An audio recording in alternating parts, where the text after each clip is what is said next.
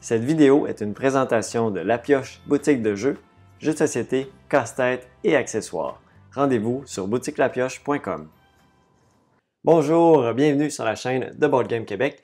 Mon nom est Jean-Philippe et aujourd'hui, c'est un nouvel épisode de l'actualité ludique, de l'actu ludique plutôt.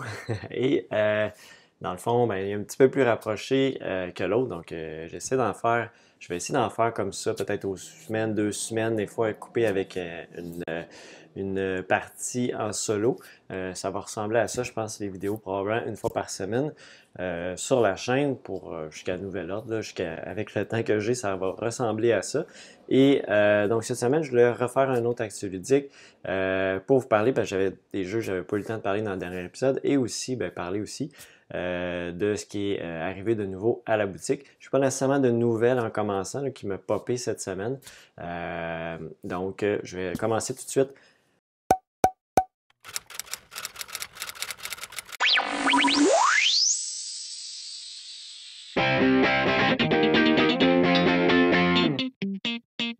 Sans plus tarder avec qu'est-ce que j'ai joué récemment. Beaucoup des jeux que j'ai joués, je les ai joués sur Board Game Arena. Quand même très pratique.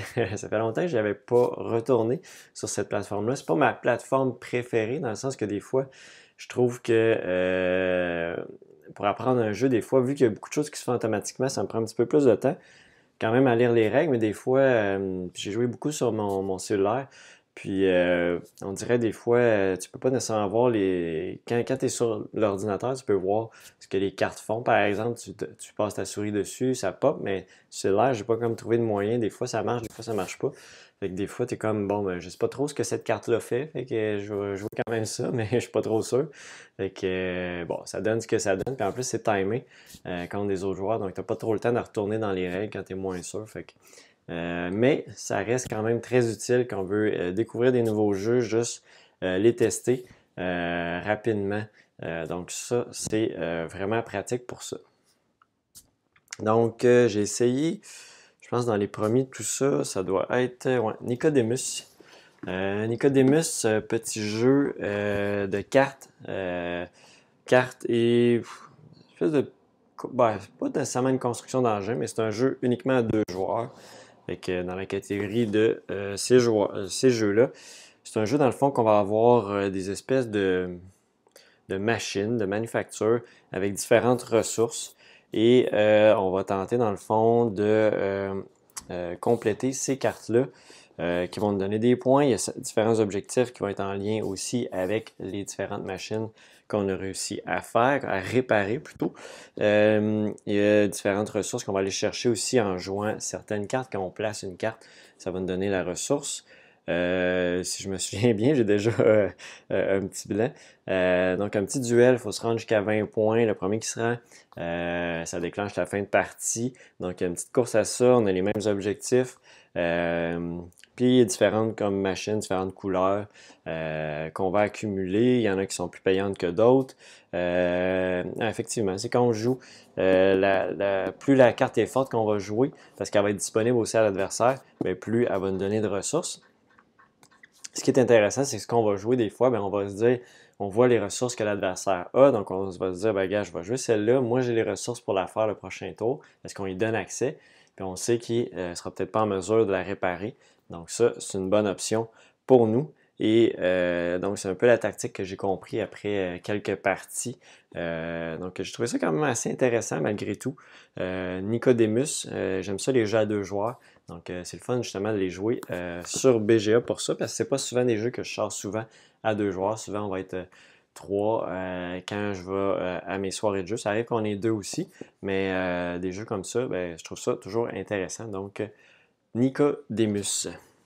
Ensuite de ça, j'ai aussi essayé un autre jeu à 2 joueurs qui s'appelle Targi, un jeu de 2012 que j'avais jamais joué.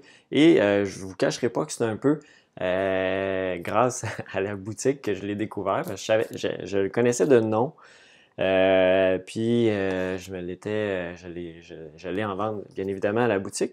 Et je savais que c'était quand même un jeu assez quand même populaire dans les jeux à 2 joueurs, même si c'est un petit peu underground, on va dire, et qui est peut-être moins popé que d'autres jeux comme Seven Wonders Duel, Patchwork, etc. Et j'ai trouvé vraiment un excellent jeu derrière Targi, plus un petit peu plus de profondeur que d'autres jeux. Quoique, ben, je le comparais peut-être dans la complexité de Seven Wonders Duel.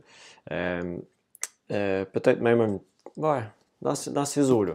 Si on est plus complexe que Patchwork, par exemple.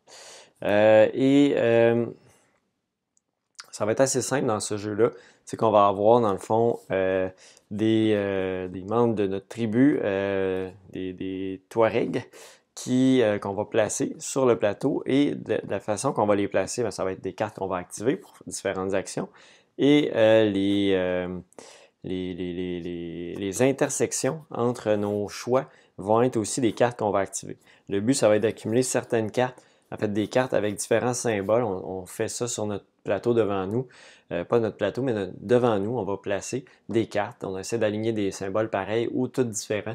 Ça va nous donner plus de points à la fin de la partie. Et chaque carte aussi a des effets durant la partie qui peuvent être très intéressants. Encore une fois, là, sur BGA, c'est moins évident, surtout sur le. Je pense que j'ai joué sur le cellulaire. Ou peut-être même non, je pense que je l'ai joué sur l'ordi. Puis c'est pas évident, tout le temps tu descends dans la page, puis là tu sais pas trop toutes les cartes, qu'est-ce qu'ils font. Mais bon, c'était quand même intéressant, pareil, mais j'étais moins bon, moins tactique dans ce cas-là. Et il y a des cartes aussi qui vont nous permettre d'aller chercher des ressources, justement pour pouvoir acheter les différentes cartes. Des fois, même les cartes, on peut les garder de côté si on n'est pas capable de les payer immédiatement. Donc, ça nous permet de les jouer plus tard avec une certaine action pour faire ça. Et il y a aussi un petit personnage, je ne me souviens plus comment il s'appelle. Je pense que c'est le voleur, je ne me trompe pas. Qui lui se promène tout le tour du plateau pour déclencher la fin de la partie. Donc c'est un nombre de tours. Et à chaque fois, dans le fond, il bloque la carte qui va être dessus, donc on ne peut pas y aller. On peut aller en face par contre. Et il va, à chaque fois qu'il arrive dans les coins, il va nous faire perdre des ressources ou des points de victoire. Donc c'est à notre choix. Toujours moins intéressant de perdre des points de victoire dans ce style de jeu-là. Et quoique ça peut être peut-être intéressant, parce que les ressources sont aussi sont assez nécessaires. Puis il y a une variété aussi, dans le fond, le centre du jeu va toujours changer. Chaque fois qu'on va chercher des cartes, on va les remplacer. Donc quand on prend une carte qui était avec des symboles, elle va être remplacée par des ressources, puis vice-versa, les ressources vont être remplacées par des cartes avec des symboles. Donc ça fait vraiment d'alterner le plateau de jeu. Donc vraiment très cool, Targi. Une soixantaine de minutes, donc un jeu à 2 joueurs un peu plus long, mais vraiment une belle découverte pour moi, ce Targi qui date de 2012. J'ai vu aussi qu'il y avait une extension qui s'en venait, qui est sortie en Europe pour Targi. Donc ça va être à suivre au courant de l'année 2022. J'ai aussi essayé un petit jeu qui s'appelle Lucky Numbers. On peut jouer en 5 minutes sur BGA. C'est vraiment simple comme petit jeu. Ça fait longtemps que je voulais l'essayer, mais je n'étais pas nécessairement prêt à me le procurer nécessairement. Et donc, en l'essayant, j'ai découvert un jeu très intéressant de pose de tuiles. Et le but, c'est vraiment de terminer notre carte le plus rapidement possible. Et comment ça va fonctionner?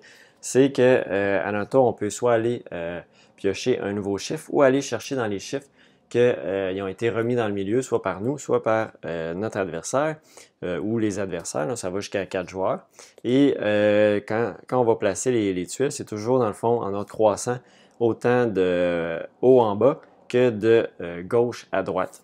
Donc, c'est vraiment la fonction, comment ça va fonctionner. Et on peut remplacer des chiffres.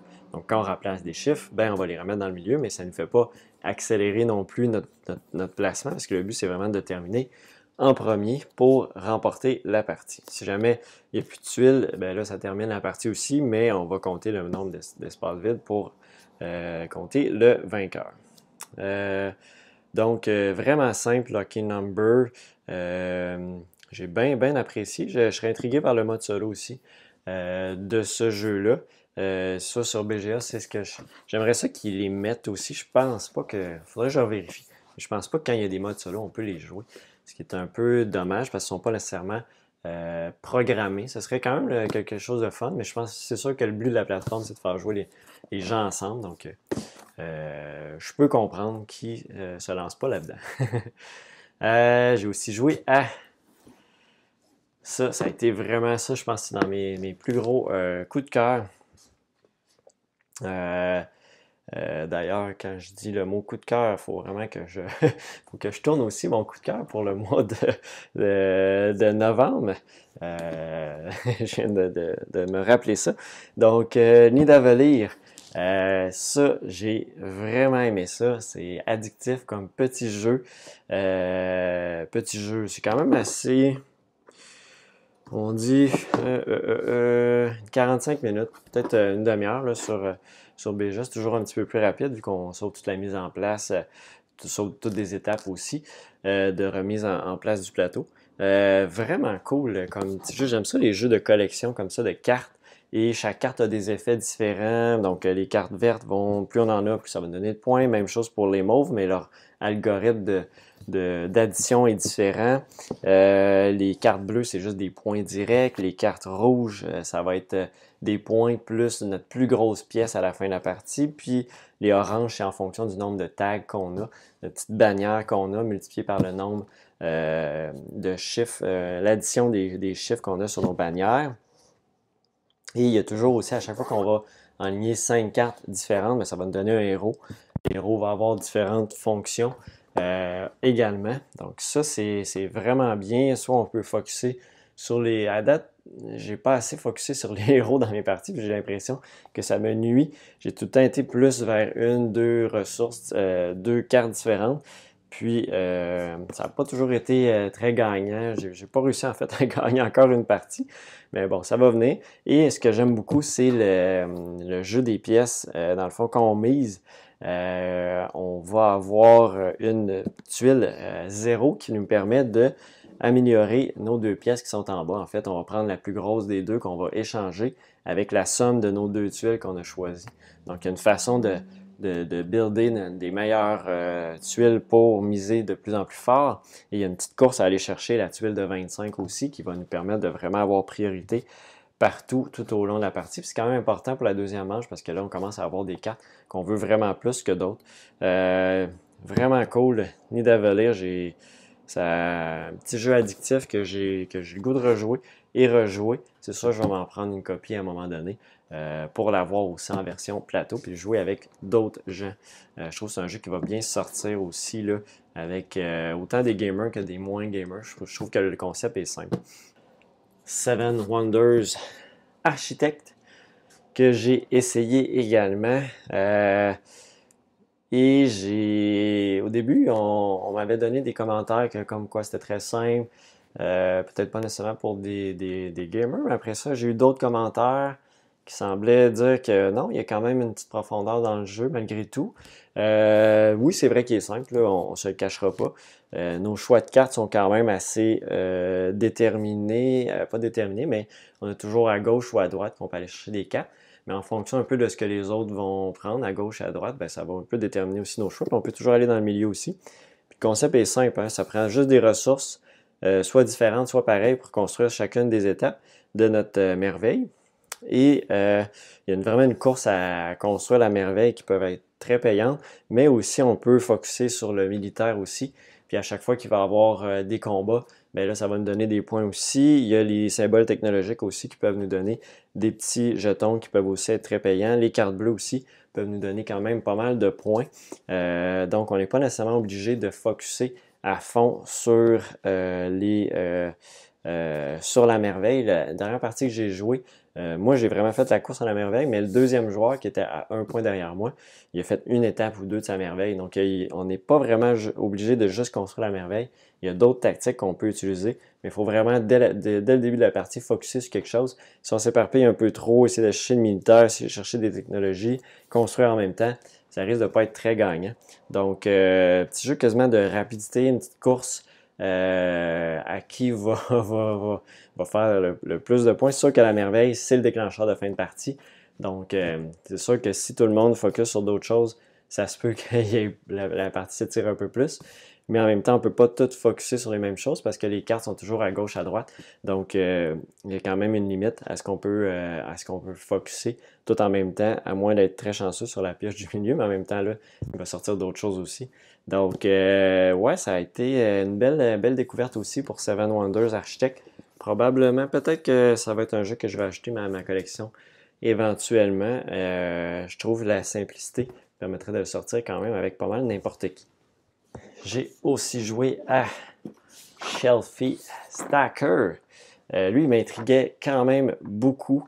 Je l'ai joué à 2 joueurs et en solo. Là, il faut que je le rejoue en solo avec un autre mode. Il y a 2 modes. Il y a un mode avec Automa, mais je n'étais pas certain. L'Automa, je le trouvais un peu... en fait, il y a un peu d'aléatoire dans ce qu'on va choisir comme comment il va faire certains points. Et si on lui dit qu'il va toujours faire sa plus haute valeur de dés dans ses différentes colonnes de sa bibliothèque, ben ça va être très dur à battre. Tandis que si on dit c'est toujours le dé en haut, ben, ça va être très aléatoire sur quel dé qui va aller en haut de sa pile de chacune de ses étagères. Et là aussi, ça va être peut-être plus facile à battre. Puis, le choix de tuiles qu'il va prendre, puis un peu le choix de cartes qu'il va jouer, ça va être aléatoire, mais ça c'est quand même correct malgré tout. Et donc, lui, il va ramasser vraiment toutes les dés. C'est quand même pas trop compliqué pour lui. Il n'y a pas de restriction au niveau des étages qu'il va faire. Donc, je ne trouvais pas que le solo Automa était super bien. Peut-être le battre votre meilleur score serait plus intéressant dans ce cas-ci parce que je trouve que c'est un petit jeu justement de fine-tuning de tes choses avec les cartes que tu as en main parce que les cartes ont différents pouvoirs. Il faut bien jouer ces cartes au bon moment pour être en mesure de réussir à bien remplir sa calaxe de jeu. Il faut toujours aller dans l'ordre de 1, 2, 3, 4, 5, 6. Les 6 sont toujours des jokers. On peut toujours faire ce qu'on veut avec. Ça fait que ça, il y a un petit random aussi par rapport à ça quand les dés qui vont être lancés, qui vont être dans les boîtes qu'on peut aller chercher. 3 dés, s'il y a beaucoup de 6, ça nous aide beaucoup. S'il n'y en a pas beaucoup, il faut utiliser peut-être nos cartes un peu plus judicieusement. Puis nos cartes, on n'est pas obligé de les utiliser tout de suite. Fait que ça, je pense, c'est la beauté du jeu. C'est qu'on n'est pas toujours... faut attendre de vraiment être un peu coincé pour faire « Ok, je vais utiliser cette carte-là, plus cette carte-là. Ça va me débloquer. » On peut aussi choisir faire un espèce de draft aussi avec les cartes au début de la partie. On peut choisir exactement les 16 cartes, parmi les 16 cartes, 8 cartes qu'on va pouvoir avoir dans la partie. Il y a aussi un mode de jeu qu'on peut jouer une carte puis donner le paquet à notre adversaire. Donc là, ça va être encore peut-être trop random pour celle-là. Quoique ça peut être un peu stratégique aussi sur les cartes qu'on ne veut pas laisser aux autres. Je suis encore ambivalent sur qu'est-ce que j'aime pas du jeu. Je vais l'essayer à 3 ou 4 éventuellement. Je suis comme entre deux eaux. Est-ce que je l'aime ou l'aime pas? Il me fait cet effet-là en ce moment. Fait que j'ai bien aimé quand même la partie à 2 joueurs, mais je suis encore embêté. On dirait que ça me bug le fait qu'il faut vraiment tu mettes 1, 2, 3, 4, 5, 6, puis ça va vraiment avec les dés là, mais le plus je joue avec les cartes, tout ça. Fait que je pense que c'est un jeu qui va gagner avec en refaisant d'autres parties à découvrir peut-être plus de subtilité. Je joue assez rapidement aussi, ça c'est quand même bien. Pour ce style de jeu-là, il ne faut pas que ça s'étire trop. Donc je pense qu'un jeu de 30 minutes, ça a bien de l'allure. À suivre, c'est ça, je vais vous en reparler, je le garde. Je vais refaire d'autres parties. C'est rare que des jeux me font ça, mais je suis vraiment entre deux eaux. Je ne sais pas si je l'aime ou je l'aime pas, mais j'ai le goût de rejouer. Fait que très, très embêtant pour Shelfie Stacker. Et rapidement, ça je vais y aller très rapidement. Et ouais, c'est de ça que je vais vous parler. C'est un jeu très attendu. Bitoku, il n'est pas encore en vente malheureusement. Et moi je l'ai reçu à la boutique, donc je l'ai essayé, puis je vais vous dire pourquoi un peu. C'était même pas mon but de vendre, de me prendre une copie en partant. Je m'étais dit que j'allais attendre. Et malheureusement, j'ai reçu toutes des boîtes endommagées. C'est des choses qui arrivent, hein, on peut pas toujours contrôler ça, les transports des fois. C'est pas toujours évident. Et donc, j'en avais une qui était vraiment très endommagée, mais l'intérieur était bien. Mais la boîte était toute éventrée. Celle-là est pas si mal, mais quand même toute renfoncée à l'arrière. C'est pas des boîtes intactes, malheureusement. Et donc, j'ai décidé de l'essayer, juste pour au moins me compenser ma perte d'avoir toutes des boîtes comme ça. Et là, j'ai juste fait une manche de jeu juste pour tester un peu les mécaniques parce qu'il est quand même assez lourd à assimiler au niveau des règles, mais sincèrement, ça ne sera pas très compliqué au niveau des actions, mais ça va être complexe au niveau des choix qu'on va faire. Il y a vraiment beaucoup d'options. J'ai vraiment hâte de me faire vraiment une partie au complet en solo, puis de le rejouer avec les autres joueurs, là, je pense que ça va vraiment être dans mes cordes comme style de jeu. Je trouve qu'il avait l'air très intéressant. En tout cas, c'est de bon augure. Juste, j'ai comme testé toutes les actions possibles, puis là, j'ai fait, OK, t'as vraiment beaucoup de choses. Tu peux t'éparpiller pas mal, mais c'est sûrement pas une bonne idée. T'as juste 4 manches de jeu. J'ai comme fait une manche sur 4. J'étais comme, OK, il me semble que j'ai rien fait, mais c'est sûr que là, je testais plus les actions que d'autres choses, mais ouais, ça m'a laissé un très bon goût juste sur le petit essai que j'ai fait avec la lecture des règles. Donc ça, je vais vous en reparler, c'est certain aussi. Donc ça fait le tour de ce que j'ai joué récemment et on va aller tout de suite à qu'est-ce qui est arrivé de nouveau en boutique dans la dernière semaine. Alors, qu'est-ce qu'on a reçu de nouveau? Il y a Love Letter, Princess Ever After. Donc, c'est une nouvelle version de Love Letter dans un monde de Kay O'Neill's, qui est Princess Ever After. C'est pas un monde que je connais, mais donc, on va être encore là dans le système Love Letter avec d'autres cartes, d'autres fonctions de cartes. Donc, une petite nouveauté comme ça pour les amateurs de Love Letter, juste en anglais pour l'instant. Donc, ça fait une autre version pour ce jeu-là. Ensuite de ça, on a reçu City of Crown, Paladin of the West Kingdom.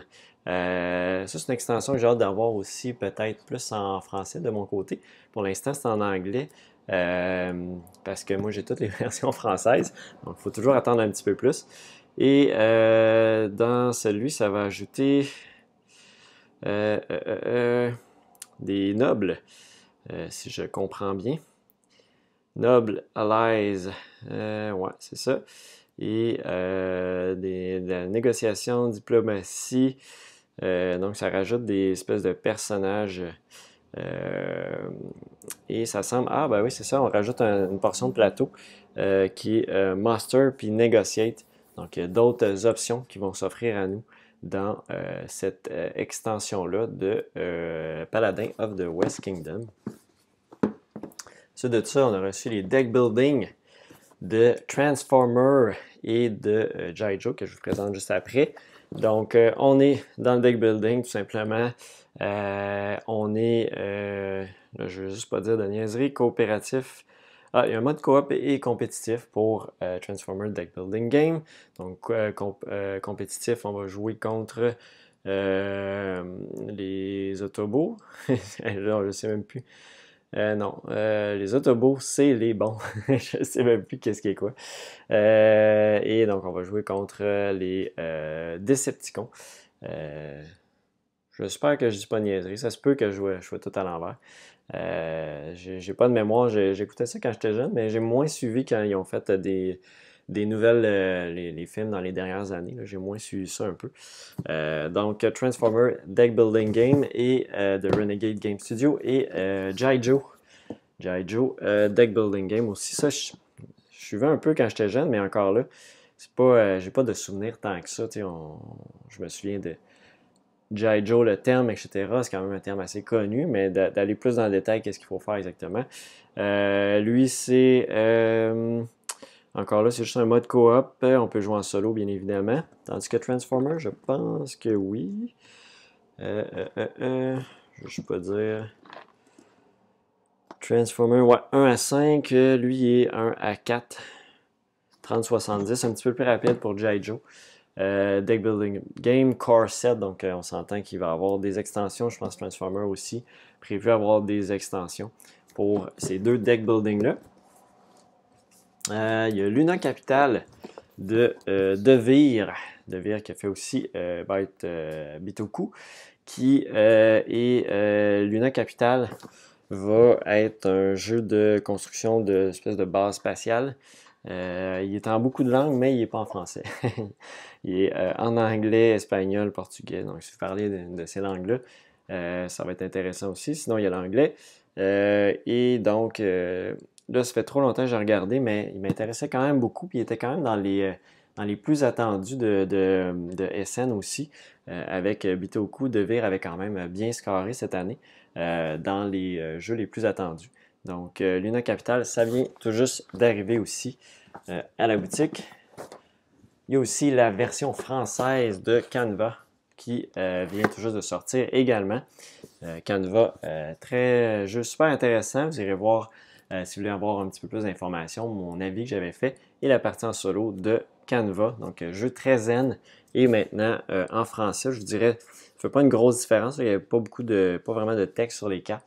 Quelques petits mots ici et là, mais sans plus. Puis les règles quand même relativement simples et quand même faciles souvent à trouver dans l'autre langue. Mais là, la version française est sortie. Et finalement, Pipeline Emerging Market, donc l'extension. Je pense que j'en avais déjà parlé dans une actualité en direct par le passé que ça s'en venait. Et là, ça vient d'arriver. Donc pour les fans de Pipeline, je sais que ce n'est pas nécessairement un jeu qui a beaucoup marqué, mais moi j'avais vraiment aimé ce jeu-là. J'ai pas réussi à le ressortir assez souvent à mon goût, je pense une ou deux fois. Et j'aimerais ça le ressortir plus, mais bon, on va souvent dans d'autres nouveautés. Et là ici, ben, ça ajoute de la variabilité pas mal au jeu, des nouvelles valeurs de marché, des nouveaux upgrades, des requirements, des prérequis pour les différentes transformations qui évoluent au cours des parties, les actions qui vont changer et puis des nouvelles cartes d'évaluation. Donc, ça ajoute de la variabilité. Je pense que c'est ça, il faut avoir joué quand même plusieurs parties avant de se dire, bon, je vais peut-être relancer mon jeu. Donc, c'est votre cas. Donc, sachez que Emerging Market est arrivé aussi en version anglaise. C'est pas un jeu qui a une version française de toute façon. Et donc, ça fait le tour. Je rentre dans le temps que j'avais ce matin pour faire cette vidéo-là. J'espère que vous avez apprécié. Je vous invite aussi à aller voir, bien sûr, le site de la boutique La Pioche pour aller magasiner vos jeux. Et donc, ça m'encourage en même temps. Ça encourage la chaîne Veux pas par le biais de la boutique. Donc, ça, c'est toujours très apprécié. J'ai vu quand même plusieurs d'entre vous qui me suivez, qui ont fait des achats. Donc, merci à vous. Merci de m'écrire aussi. N'hésitez pas hein, si vous recherchez des choses en particulier. Je fais toujours des commandes spéciales aussi. Donc, ça me fait toujours plaisir et de jaser avec vous aussi. Sans problème. Donc, sur ce, on va se revoir très bientôt pour une prochaine vidéo et bye bye!